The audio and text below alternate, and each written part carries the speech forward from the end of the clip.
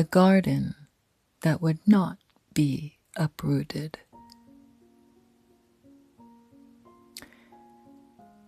There once was a woman who tended a garden slowly, not with force, but with remembering.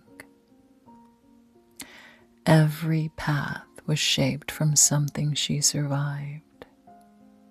Every window she once looked through became a place she could finally see clearly. Every boundary grew from something she had once been told to give away. It wasn't a grand garden, but it was sacred. In the center of it, there grew a circle of roses, not demanding, just rooted enough for children to rest beside.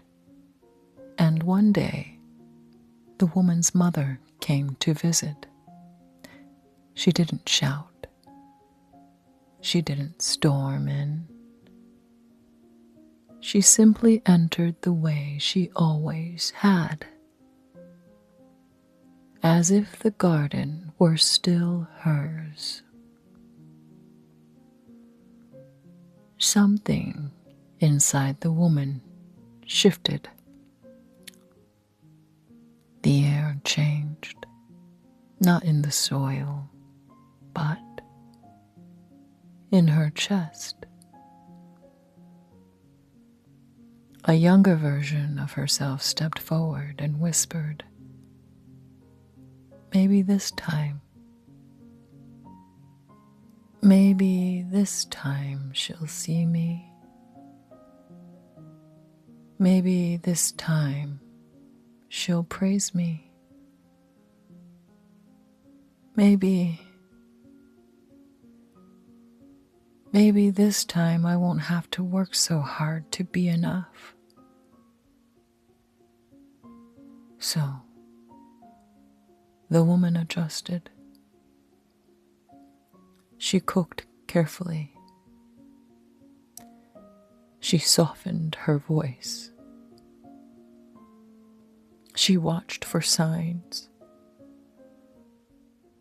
But the praise didn't come. It never had. And now, as an adult, she could finally see that. The mother moved through the garden, choosing what she wanted to take with her. Old stones, small keepsakes, places of memory.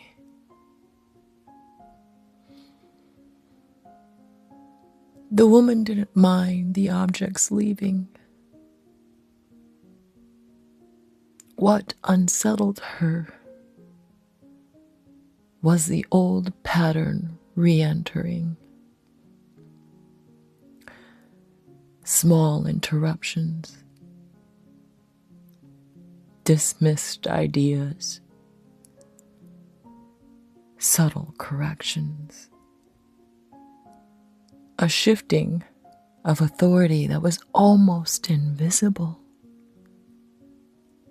Almost, but she saw it. Because she was no longer a child. And as she watched, memories began to rearrange themselves. Stories she once believed now made different sense. She could see the hierarchy. She could see the withholding. She could see the ways she had shaped herself just to survive it. And it hurt. Not because she hated her mother, but because she realized she had always been hoping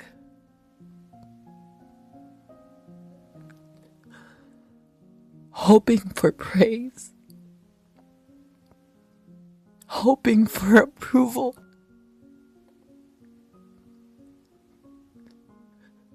hoping for something that never had been possible.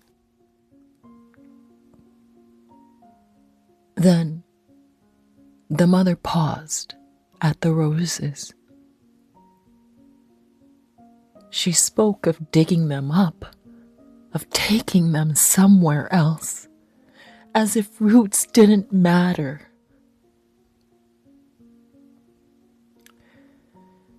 The woman felt something steady inside her. Not anger, not panic, just clarity.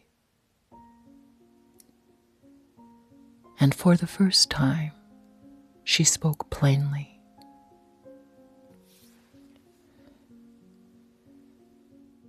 The roses would stay.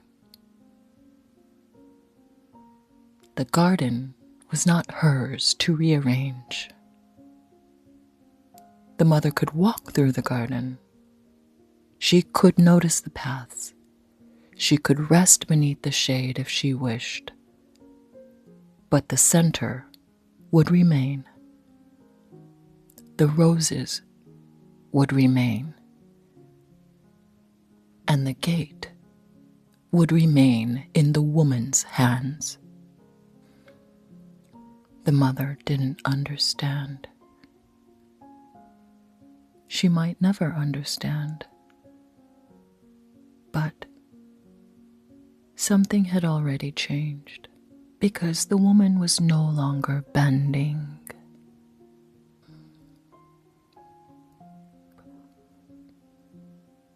One night, when everyone was asleep, she stood in the center of the garden, placed her hand over her heart and asked,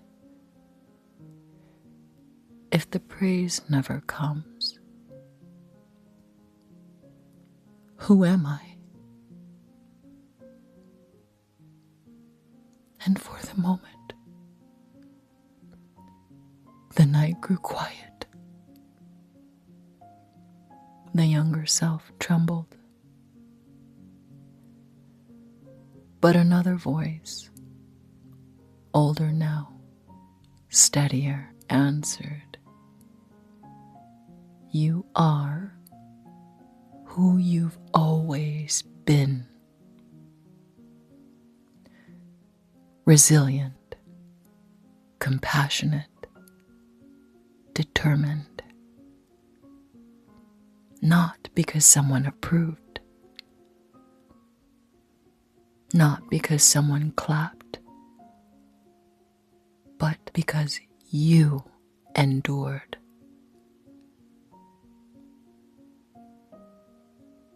And the next morning, something softened. She didn't perform. She didn't over-explain. She didn't shrink to prevent discomfort. She simply stood as the keeper of the gate. Her mother could feel what she felt. Her mother could choose what she chose. Her mother could leave when she wished. But the garden would not be uprooted. Not because it had hardened, but because it was rooted. And when the visit ended, when the gate finally closed behind her mother, the woman walked back to the roses. She waited, and slowly, gently, her body rested. Not because her mother had changed, but because she no longer needed her to. You don't have to exile someone to stop bending for them.